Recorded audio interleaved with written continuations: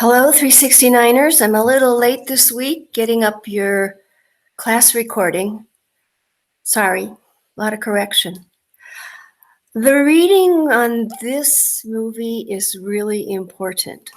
Please do read Building Up to the Chilean Coup, the Colonia Dignidad. That's fascism for you, calling it dignity when it's absolute opposite. And the reading on Colonia.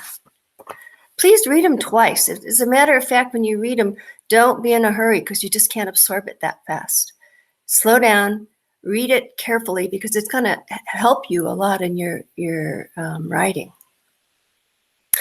The movie Colonia is based on a true story about two young Germans who turned their back on the Nazi history of Germany. The younger generation that came out of Germany in the 50s and 60s totally rejected what fascism did to their country. So you have these two young Germans who support the spring, the progressive spring in Latin America. And one of them comes, his name is Daniel. He goes to Chile to support the election of President Allende. Allende is a very strong progressive. We call him a socialist. But Americans are stupid, inaccurate, about equating socialism with communism. Communism is an ideology, and it is definitely an ideology that benefits only a small group, and it's destructive.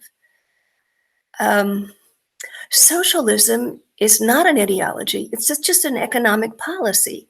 And it means that you try to redistribute the wealth in the country so that not all the wealth goes to the top 10%. And in the United States, you could say we're socialist in the sense that we have free K through 12 education. That's a socialist concept. Medicine is a socialist concept. Medicare, Medicaid, things that help the poor or the middle class, graduated tax, that's socialist. So Allende being labeled a socialist is more like what we would understand today as a progressive. He was not a Marxist, he was not a communist, contrary to a whole lot of the tendency to blackwash him by the US government. I compare him to Bernie Sanders, the Vermont senator who wants free college education for US citizens, which is a socialist concept. Okay, in any case, you have Daniel who gets involved with helping the Allende campaign. He flies in from Germany to help Allende. He gets captured by DINA, which are the Chilean secret police. He's dragged to the stadium, and this is a very well-known incident or two. In both stadiums, people were taken and prisoners were divided into different groups heading for different concentration camps. Some, even in the stadiums, were hooded and executed there. So this is all based on a true event. This is a true story. Daniel gets taken way down south to a camp run by a Nazi pedophile. We got to remember, Chile's like 2,500. Skinny country, really long. And the southern part of it is very cold. He gets taken down south to a camp that is run by a Nazi pedophile who pushes his people, the pedophile, his name is Paul Schaefer, pushes his people into a cult that works for him. When you use religion not to promote religious ideas, but to force control or force your personal political perspectives, then it becomes a cult. It becomes a false religion. Looking into Paul Schaefer's history is interesting because he was a Nazi officer who was kicked out of Germany for his pedophilia. So he comes to Latin America and he starts working for all of these people in Latin America who are pushing fascism. And he gets his own camp. He gets his own way. And for almost 40 years, he has a form of torture that he imposes on people. So this is another great issue. Another issue would be those of you who are interested in psychology. Extreme rightist groups, fascist groups, usually are run by narcissists. Schaefer is a narcissist. Narcissism is an eye-opening study. You can give me like 10 characteristics of narcissism. Many of your leaders in fascism are narcissists. Schaefer, Paul Schaefer, pedophile, narcissist, runs this camp, and he helps the head of the Chilean military fascist takeover, whose name is General Pinochet. Schaefer tortures prisoners for Pinochet. Underneath, there's hidden corridors where they can torture. Schaefer maintains large weapon stashes for Pinochet, and he receives large weapon stashes. So Pinochet just turns a blind eye to his pedophilia and uses Schaefer just as much as Schaefer uses General Pinochet.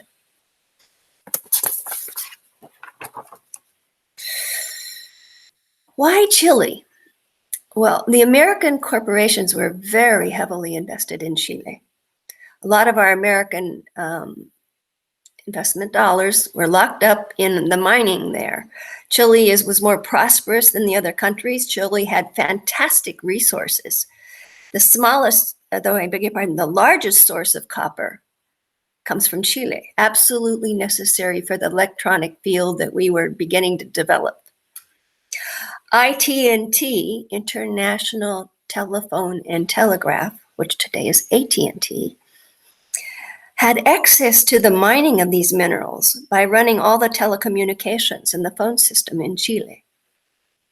It is IT&T that scripts a coup, a military coup on Chile, so that they can have access to these minerals a lot cheaper under a fascist system.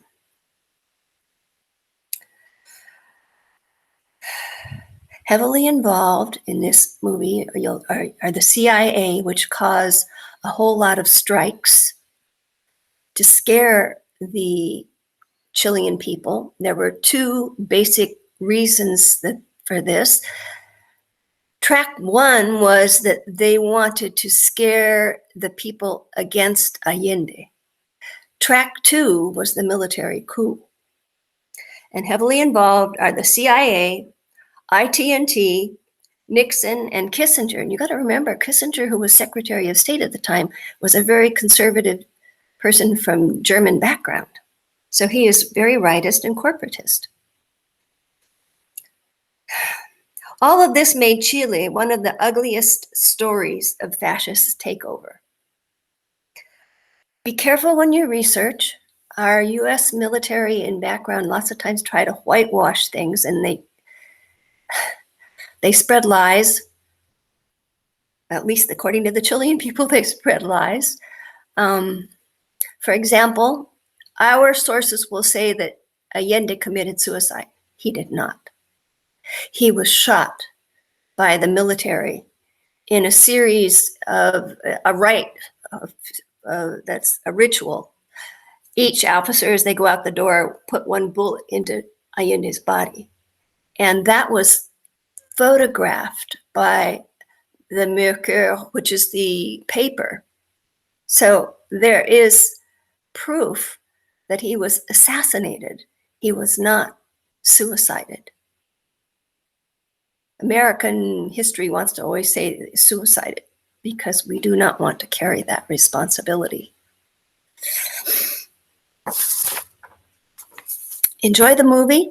It's probably one of the better movies for you. My class last semester really liked it. Once it gets into it, it's intense. Let me know if I can help you.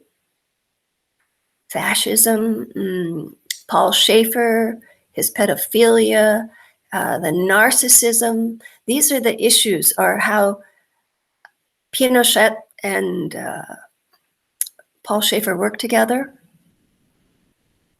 the history, Colonia Dignidad, all of these things can be part of your paper.